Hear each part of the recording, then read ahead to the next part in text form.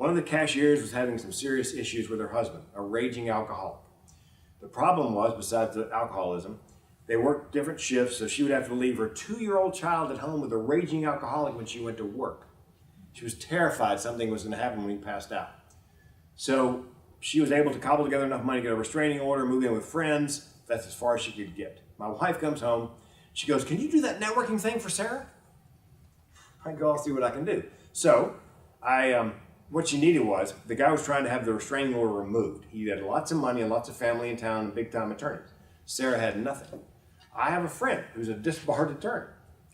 And yeah, and see how this works out. I said, "She can't pay you." And he goes, "I'm a disbarred attorney. I can't take her money. It's a marriage made in heaven." A very talented guy who had an ethical lapse a number of years ago, lost his license, but brilliant attorney.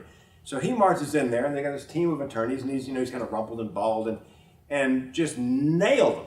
So first thing was, we got the restraining order to stand. I had done a fundraiser, worked the door at a fundraiser for Women's Space, which is First Stop for women and kids who've been abused. Kind of a holding spot, safe holding spot before they can move into housing. So I called up Women's Space, bang, we got a spot for her, Frank, she's in. So got her in.